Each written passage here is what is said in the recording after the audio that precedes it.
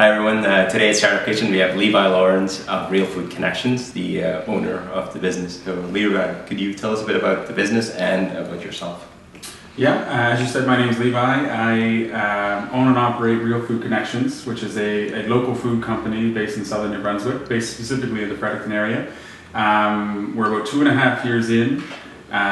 We represent about 135 local food producers, so local as in from the southern half of New Brunswick, covering all the different categories of grocery, the beef, lamb, pork, chicken, the dairy products, the cheeses, the vegetables, the fruit, the dry goods.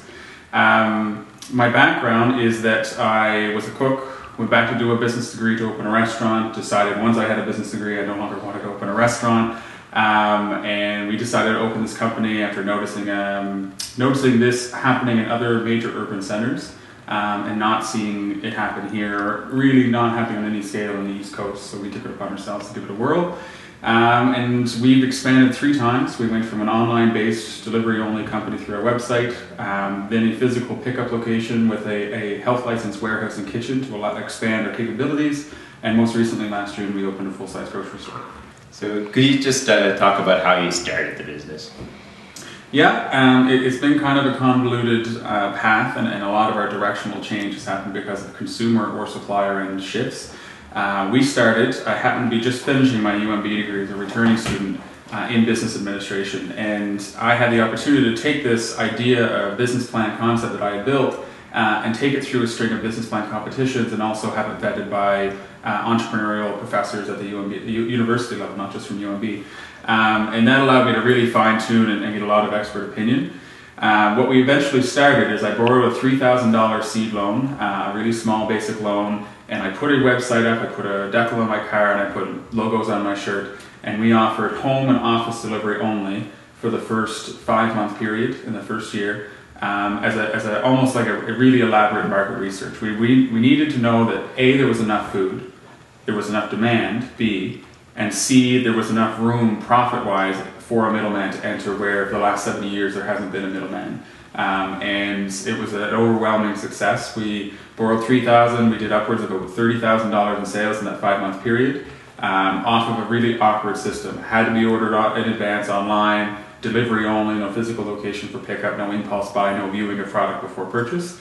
And it was also difficult because we didn't have the automatic buy-in of our suppliers at the beginning, because it was a new concept, and a lot of our food producers have been burned over the last 2 generations, so we had to ease into that as well. But now things are going well, and we've made some shifts because of those demands from supplier and customer.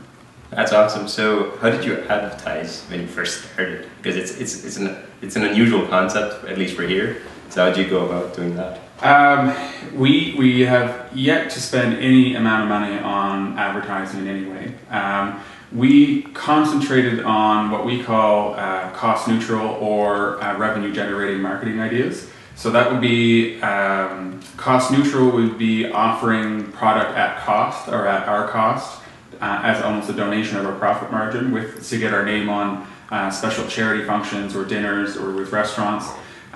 Revenue generating is my background, is cooking, and we have all the skills and the licensing to do catering. So we would do cater events and music festival and set up food booths on the street at different events where we would actually prepare and sell a lot of the food we sell in our store, all the while they would get maps and information about how to come to our store. And that was exclusively how we advertised for the first, up until this day, we've never probably spent more than $50 at any given time on advertising expenses. All right, so when you first started, you had this box program. Could you talk a bit about that? Well, it's interesting. A lot of people know us for our vegetable box program, which is modeled after a traditional CSA, or Community Supported Agriculture program, which is when a farm pre-sells shares of their crops. So you get a certain share of their crop for a 20-week or 22-week season. We did it so you still get a box of mixed vegetables that are all in season, but the commitment's less. It's 1 week, order the beginning of the week, get to the end of the week, and you don't have to commit more than a week. So that was where our program deviated. What was the reason why we started it? Because we actually didn't start with that. We actually started with lists of all the produce available and let people build their own boxes. And the problem we found is that more choice wasn't always better, and there was a lot of vegetables that people either didn't recognize or didn't want to try or had never had any information about, so they didn't typically want to buy it. And we saw that as a real shame, because it wasn't just the extraordinary vegetables like the kohlrabis and the Jerusalem artichokes and all these different vegetables that some people might not know. It was, I had 19 varieties of tomatoes, I had 22 varieties of lettuce in the first year alone, all the different colors and sizes and textures and flavors, and people weren't buying it just because they didn't know what it was going to be like. And when we put it in a box program, it made our cash flow better. We pre-sold, so it made everything smoother for us, but it also allowed us to offer the value-added service of recipes, information, discussing with everybody, because everybody's getting a similar box, so we could discuss the individual traits of something or create reference material once and then duplicate it for everybody who's getting a box. It allowed us to really introduce people, and then they would come back and they would be fans of this vegetable or be able to prepare it or tell their friends, and often we were the only place you could go find those things again. So it created, again, by customer reactions to our existing service. Well, as a customer of yours, I know that there's certain things that you get in New Brunswick that you can't get in the stores. So could you talk a bit about the whole eating local part too? Well, eating local, we concentrate now, and in the last year or so, our actual concentration is that for everything we sell to customers, we are able to tell everybody with full disclosure is who grew it, where they grew it, and how they grew it. Whether it's conventional, organic, or any level in between, we still can represent them, but we make sure that we can tell everybody that about every single type of product, whether it's meat or cheese or vegetables.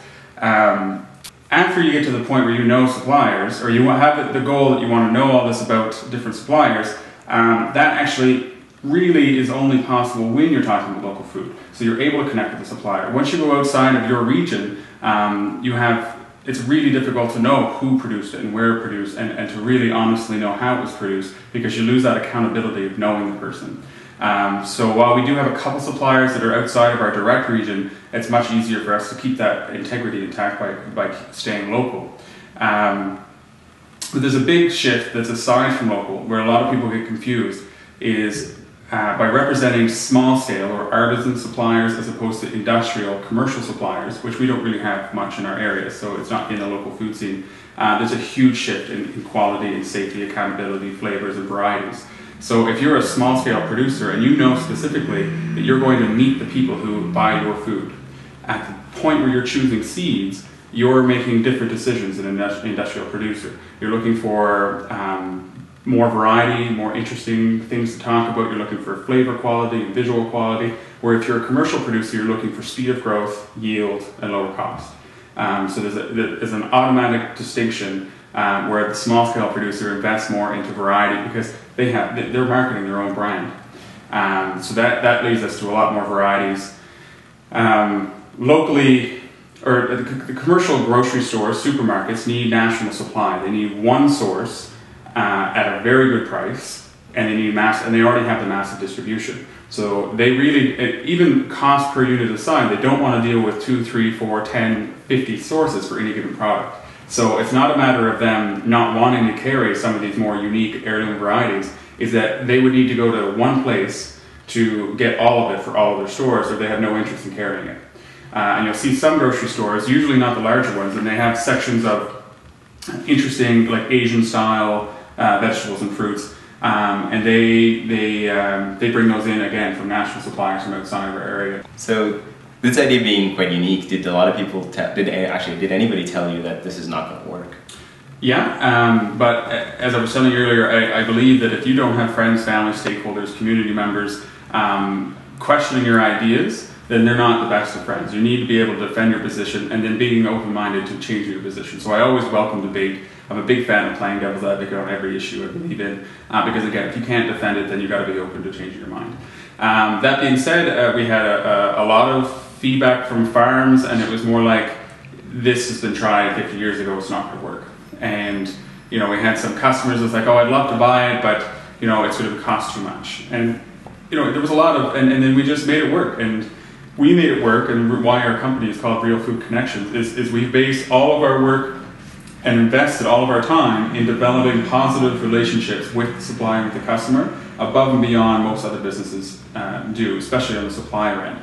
So whenever I met a new supplier, I was on their doorstep, on their farm, shook their hand, said, this is who I am, this is what I'm doing. Our future communications can be by email or by phone or by fax, but just so you know who I am and what I'm talking about, here's a half-hour discussion or presentation. We did that with our first 75 suppliers straight across the board, and it took that kind of legitimate connection with the supplier for them to believe in us enough to grow a little bit extra for us, or to keep us in mind when they had extra. Like we actually valued our company, we incorporated based on the number of connections we've built, because that is our barrier to entry in the local food market, because it's all based on personality, internal politics and emotions, and personal opinions and beliefs in food. So we value the whole company based on those connections, and those connections, once we build them, is what kept us from having doubters. Okay, so what do the local farmers think about Real Foods right now? Right now, we're a huge support. We get all kinds of positive feedback. It's interesting. We see the future of our company as an educational role as much as anything else. We're at a unique spot where we have the customers coming to us to find out what the farmers are growing, and then also how to prepare. We have the farmers coming to us to find out what the people want to buy, and also how to prepare the food they're growing. We have the restaurants contacting us, the institutions, the government agencies, the radio stations, the publicity contacting us to find out what customers want and what suppliers are growing. So we're essential networking. And the consulting with the farmer, talking with the farmer, helping them go into new markets. Like, they don't have time to do market research or to talk to a broad-based people. So a lot of them are concentrating on commodity crops. And if every single farmer is growing tomatoes, carrots, onions, and potatoes, you get the gluts that traditionally happen, and prices go down, and that's fine. But I have 110 vegetables on the list of what I want to put in our boxes over a summer period. The list of vegetables that New Brunswick produces, according to the New Brunswick government, is like 61. So that we can expand the new vegetables that people are looking to grow here fine. So a lot of farms are looking to us for direction, which is kind of neat. Well, so one thing about you that I always wondered is, like, how do you deal with the weather conditions here, like in the winter? Like, so what do you do with what kind of, your supplies obviously go down, how do you deal with that? Our supply doesn't go down as much as our variety goes down. So we still have some things that we can get in larger amounts. It's important for us to look at local food as more than just produce, where a lot of people see vegetable stands, market stands, CSA boxes. There's like, of all the stuff I sell, over 750 products, over 135 suppliers, vegetables is 1/3, 1/4 of that. So we have more varieties of meat than any supermarket in New Brunswick. We have over 70 varieties of cheese made in the province. We have over 65 different types of flours, dry products, value-added preserves, and these are not affected at all by season. So we have that going full tilt. But produce is a big part of it. So there's only 5 greenhouses in southern New Brunswick that we're doing business with, and we're doing our best to get really late season and early season greens. We have sprouters and microgreen growers helping to keep some green vegetable matter through the winter. And then, 150 years ago, people in New Brunswick did eat vegetables through the winter. They have the dormant winter crops: your carrots, your sweet potatoes, your garlic, your cabbage, your turnip, your beets.